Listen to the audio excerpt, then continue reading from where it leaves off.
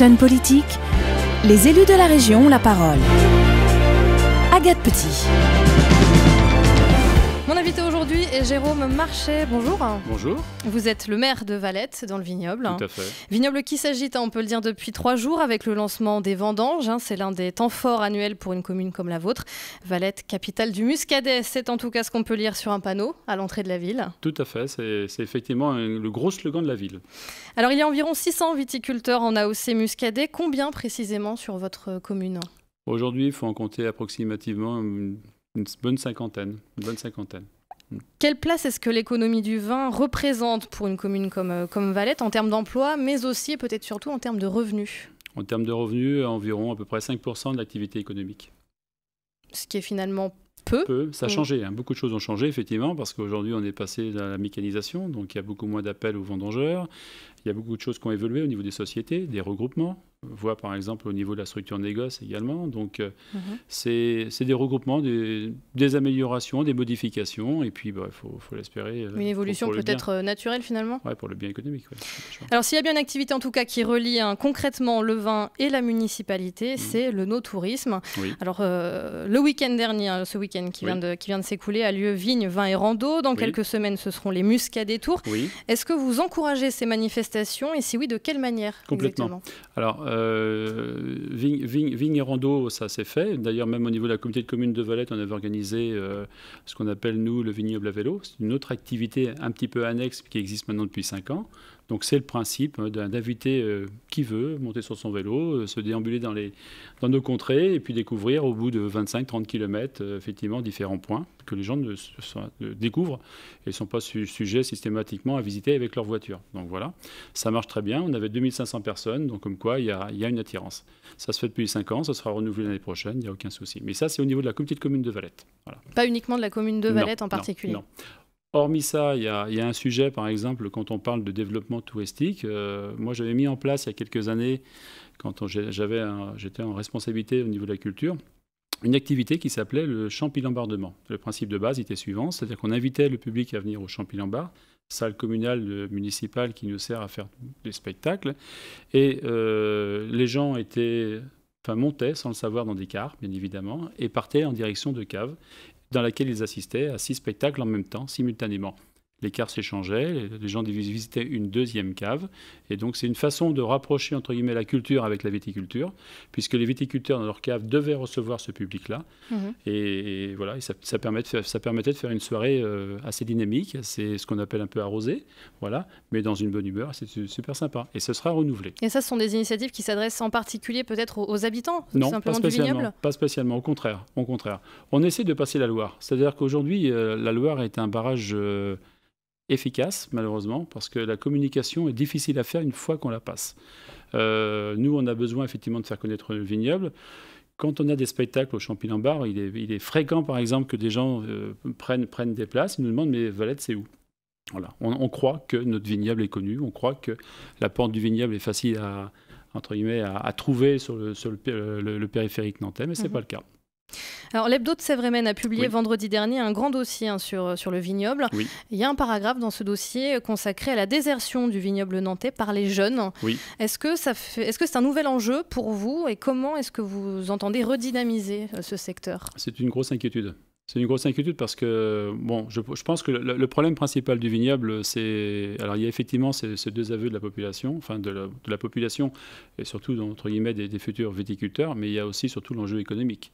Si l'enjeu économique, si les activités économiques seraient là et répondraient bien, si le muscadet se vendait bien, si la dynamique serait autour de ça, je pense qu'automatiquement, on retrouverait effectivement une nouvelle ère de créativité et des gens qui auraient envie de s'investir. Aujourd'hui, ce n'est pas le cas parce qu'il n'y a pas la ressource qui correspond au travail et ça pose un problème. C'est là-dessus qu'il faut jouer. Je crois que c'est le développement économique, la commercialisation et l'image de marque de notre vignoble qu'on doit développer. C'est une de vos priorités ? Ça, c'est inquiétant. Il faut la prendre vraiment à bras-le-corps parce que c'est important.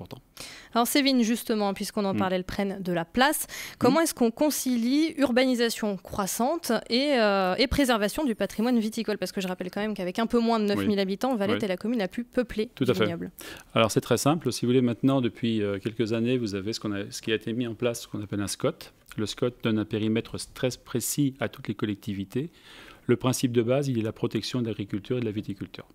Donc aujourd'hui, une commune ne peut plus s'étendre en largeur, ne peut plus dépasser son périmètre géographique actuel, doit automatiquement intensifier sa population à l'intérieur intramuros, si l'on peut dire. Donc soit on monte, c'est-à-dire que par exemple, où vous aviez 2 étages, on peut être amené à faire 3 étages, soit on utilise le moindre petit espace non utilisé.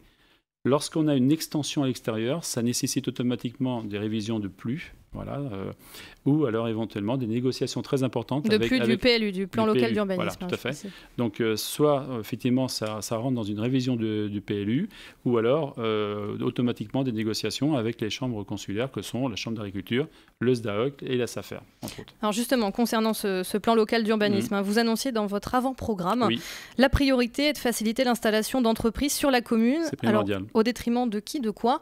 De parcelles agricoles, s'il le faut? Non, simplement sur des zones qui existent actuellement. Si vous voulez, la ville de Valette vient de réviser son PLU. Et on a donc des espaces qui sont aujourd'hui vacants, à nous de les remplir, à nous de faire en sorte que les gens ont envie de travailler. Vous savez, quand on évoque régulièrement, par exemple, le respect de l'écologie, des Agenda 21, des systèmes comme ça, il faut se poser la question pourquoi on n'amènerait pas des entreprises dans nos contrées d'une façon plus intensive, et ça sera notre démarche, parce que plutôt que de voir des gens prendre tous les jours leur voiture, monter sur l'agglomération nantaise, mieux vaut leur permettre éventuellement à vélo d'aller travailler chez eux. Voilà le principe. Donc aujourd'hui, on a une dynamique autour de ça. Nous, à Valette, on a une zone qui va fortement se développer sur le plan de l'infrastructure, avec entre autres un déplacement important d'une partie grande surface. Tout ça, c'est calculé, c'est prévu. Mais il va de soi qu'à partir du moment où on agrandit légèrement une zone industrielle, on est obligé en contrepartie de proposer quelque chose aux chambres consulaires, que ce sont le SDAOC, Chambre d'agriculture et la SAFER. Alors faire venir des entreprises, c'est aussi faire venir des habitants. Donc on va rester dans l'urbanisme. Il y a 3 ans, sous le mandat de votre prédécesseur Nicole Lacoste, mais à l'initiative du précédent maire UMP, Paul Dallon, dont vous étiez le premier adjoint. Je n'étais pas le premier adjoint, j'étais simplement son 4e. Mais bon, 4e adjoint, bon, très bien. C'est pas grave. Non mais c'est important pour la précision. Donc il y a 3 ans, c'est créé du côté du lieu-dit La Fécunière, un nouveau lotissement qui a fait grincer les dents de certains habitants. Tout à fait. Quelle est la politique de la ville sur ce genre de dossier? Écoutez, je crois que ce lotissement a été vendu comme une évolution un petit peu architecturale. Pour moi, ça ne correspond pas du tout à Valette. Très clairement, ce genre de lotissement n'aura pas lieu. Pourquoi? Parce que, si vous voulez... là, il est fait. Celui dont je parle, il est fait. Celui-ci est fait, on ne peut pas revenir en arrière. Maintenant, il faut être extrêmement vigilant sur l'harmonie et le fait que les gens puissent s'installer dans nos campagnes. L'architecture, un point important. Ensuite, les terrains ne sont pas très grands. Ce qui veut dire qu'il y a un moment où la mixité, entre guillemets, sociale, pose problème.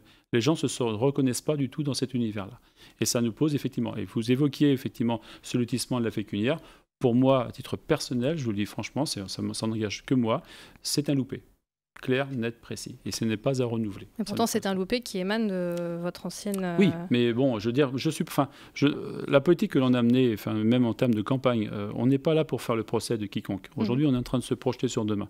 Demain, ce genre de lotissement sera revu d'une façon totalement différente et ça ne se reproduira pas comme ça. Donc, de quelle façon est-ce que vous construirez de prochains lotissements, puisque c'est quand même ce qui risque de se passer? Je pense qu'il faut... Il y a tout le temps la maîtrise foncière qui sera très importante, bien évidemment, surtout dans nos villages, mais je pense qu'il faut surtout respecter l'architecture. Quand on prend l'exemple de ce lotissement, c'est un lotissement qui aujourd'hui a vu la construction de différentes maisons avec des toits à terrasse qui ne correspondent pas du tout avec l'architecture générale de la ville de Valette et de notre entourage vignoble. Donc je trouve qu'il y avait une esthétique et puis peut-être qu'il y a des façons de travailler les maisons d'une façon totalement différente, avec éventuellement des maisons jumelées, mais qui peuvent avoir une harmonie, de manière à ce qu'on donne l'impression que les terrains sont plus importants. Dans ce lotissement de La Fécunière, des fois on peut même se poser la question pourquoi certains habitants, en ouvrant leurs fenêtres, tapent pas dans la maison d'à côté. Et là, il y a des incohérences. Après, ça répond à des besoins d'aujourd'hui, c'est-à-dire beaucoup de logements à bas prix. Oui, mais je pense que la densification doit plus se jouer, entre autres, par exemple, tout ce qui est logements sociaux dans le centre-ville de Valette. Aujourd'hui, pour moi, ça me semble aberrant d'aller mettre des logements sociaux, si vous voulez, dans les campagnes valtaises, parce que qui dit logements sociaux dit attribution de logement à des gens qui sont un petit peu en difficulté. Ce qui veut dire que si vous êtes dans la campagne valtaise à 3 ou 4 km, il vous faut une deuxième voiture. Si le monsieur part travailler le matin, l'après-midi, il en faut une deuxième pour madame. Sinon, autrement, elle est bloquée. Donc il faut réfléchir à ça. Moi, les logements sociaux, c'est plus dans le centre-ville, avec éventuellement des petites notions je dirais pas de petits immeubles, de petits ensembles collectifs qui peuvent très bien s'intégrer dans le paysage et qui densifient. Qui en plus de ça nous ramènerait un plus de population dans le centre-ville et qui permettrait d'optimiser la relation entre guillemets avec le centre-ville et les commerçants du centre-ville. C'est très important de garder cet équilibre commercial également pour que les gens puissent à pied aller sur le marché le dimanche matin, aller dans les rues de Valette et pas simplement partir dans les contrées environnantes. Oui, c'est ça que vous voulez préserver, c'est cette proximité. Complètement, c'est fondamental. C'est l'âme du pays. Parmi les projets mis en avant également lors de votre campagne figure le développement, vous en parliez, vous l'évoquiez il y a quelques minutes, de la zone industrielle des Doris, en partenariat donc avec la CCV, la communauté de communes de Valette, ce qui m'amène à vous demander quel type d'entreprise est-ce que vous souhaitez voir s'implanter à Valette. J'imagine qu'en tant qu'ancien responsable de site commercial, vous avez un regard particulier sur la question. Si vous voulez, pour le moment, l'essentiel, c'est de nous ramener de l'emploi. Ça, c'est la priorité. Deuxième chose, après, c'est effectivement par rapport à nos origines. C'est vrai qu'aujourd'hui, on est peut-être plus basé sur du tertiaire. Vous savez, tout le monde espère avoir la plus grosse entreprise possible, mais celle qui pollue le moins. Bon, nous, aujourd'hui, ce qu'il nous faut, c'est de l'emploi. On veut absolument ramener un équilibre, faire en sorte que les gens puissent travailler sur la commune. Voilà. Donc, il n'y a pas de prototype. On ne va pas dire, vous, on ne vous veut pas, vous, on vous garde. Non. Aujourd'hui, qu'est-ce que l'on envisage de faire? Donc la communauté de communes, entre autres, c'est M. Pierre-André Perouin, qui en est le président, qui est chargé du développement économique, travaille sur ce sujet et ça avance très rapidement. On verra des petits plus. Concernant les gens du voyage, un sujet sensible également à Valette, depuis 2008, on le rappelle, la ville a ouvert une aire d'accueil au lieu dit la Chambronnière. La Chambronnière, oui. Une quinzaine de terrains auraient été... Alors, on m'a dit, on vous a dit, vous allez me le confirmer ou pas, qu'une quinzaine de terrains auraient depuis été rachetés par des familles quasi sédentaires, puisque de plus en plus de familles nomades pérennisent leur installation. Est-ce que c'est une tendance que vous soutenez? Est-ce que ça va dans le sens d'une meilleure intégration? Et surtout, de quel type de terrain s'agit-il? Est-ce que ce sont des terrains qui appartiennent à la mairie et que vous revendez, ou bien est-ce que ce sont des contrats privés tout simplement? Alors, la problématique, il y a deux enjeux. Nous sommes pour notre part tout à fait favorables à l'intégration des gens du voyage. Le public dit gens du voyage. Bon. Par contre, ils sont censés logiquement acheter des terrains constructibles. La problématique que l'on rencontre, tout à l'heure vous évoquiez le domaine par exemple économique, viticole, agricole. Vous n'êtes pas sans savoir que de par les difficultés, vous avez certains agriculteurs, viticulteurs qui partent à la retraite, qui n'ont pas de succession. Donc, quel est le devenir de ces terrains? C'est là qu'on est tout en discussion actuellement avec la Chambre d'agriculture et puis le SDAEC et la SAFER.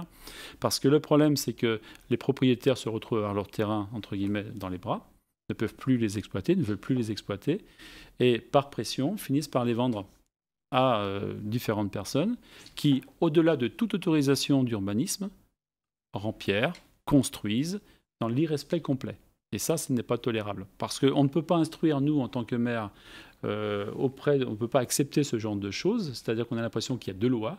Ce n'est pas tolérable. Et interdire à une personne de Valette qui va faire une petite dérive sur son permis de construire, en l'occurrence, en lui mettant, je dirais, une pression permanente pour qu'il se remette dans les clous. Donc ces gens-là, enfin, si vous voulez, ceux qui achètent ces terrains-là sont dans l'illégalité. En ce qui nous concerne, on instruira toutes les démarches administratives possibles jusqu'au bout pour les faire. Mais dans les faits, ce n'est pas quelque chose que vous pouvez contrôler, en tout cas. Ben, on l'apprend souvent après. Oui. Voilà. Et malheureusement, on l'apprend après. On est souvent victime de ça. Et puis, il y a même des démarches. Moi, j'ai longtemps été avec le maire de Valette, enfin, M. Paul Dallon à l'époque, qui avait instruit un dossier jusqu'au bout. Jusqu'au bout. C'est passé au tribunal. La commune avait gagné. Et malheureusement, derrière, on s'est fait, c'est-à-dire ça a été classé sans suite. Et ça, c'est pas tolérable. On ne peut pas demander à une collectivité, à un maire, de prendre des responsabilités en termes d'urbanisme vis-à-vis de tout le monde et ne pas le soutenir lorsque quelque chose est mal fait. Voilà. Et là, souvent, on a des dérives. Et ça, sur Valette, on a malheureusement de plus en plus de terrain. Il y a par exemple un village qui s'appelle la Rebunière à Valette. Et malheureusement, à ce niveau-là, ils ont beaucoup trop d'incursions de terrains qui ne sont pas autorisés. On va revenir un petit peu sur la culture, c'est un domaine que vous connaissez bien. Valette est l'une des rares communes du vignoble à posséder à la fois une salle de cinéma, le CEP, une salle de spectacle, vous en parliez tout à l'heure, le Champy-Lambart, mais aussi une ressourcerie. Quels sont les grands défis culturels de Valette? Vous dites qu'il est nécessaire de travailler à l'échelle du pays du vignoble. Valette doit-elle être une locomotive, j'allais dire, culturelle pour le Sud-Loire? Moi, je pense. C'est-à-dire que, si vous voulez, moi, j'ai été pendant 7 ans adjoint à la culture sous le mandat de M. Paul Dallon. Pour moi, la culture, c'est notre façon de nous exprimer. C'est le moyen de promotion de la ville de Valette. On est un espace culturel. On a organisé avec toute une équipe, l'équipe du Champy-Lambart, différents spectacles, différents festivals. Le CEP Party, qui était un festival pour les enfants qui est développé au niveau du syndicat mixte, c'est un festival qui touche tous les enfants, c'est-à-dire qu'il y a pratiquement 11 000 enfants qui sont éventuellement intéressés tous les ans. 6 000 simplement sont retenus parce qu'il y a un manque de place. C'est pour les scolaires, c'est des spectacles pour les scolaires. Et dans ce cadre-là, entre guillemets, ce festival a été créé par la ville de Valette à l'époque. C'est nous qui en avons la paternité. Et moi, je veux absolument que la ville de Valette, le drapeau culture, soit l'image de marque aussi, au-delà du muscadet que vous évoquiez au début de notre entretien, devienne aussi notre façon de nous défendre. Voilà. Alors là, il y a plein de projets.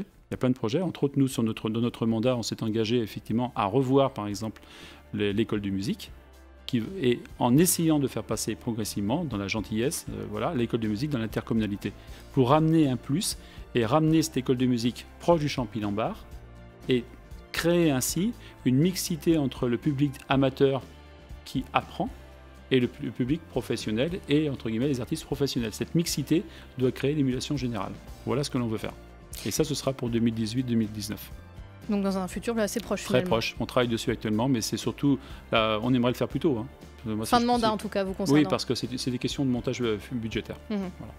Merci beaucoup, Jérôme Marchais. Je vous rappelle que l'intégralité de cette interview sera disponible sur le www.leçonunique.com. Je vous donne rendez-vous la semaine prochaine pour un nouvel entretien politique. Merci à vous.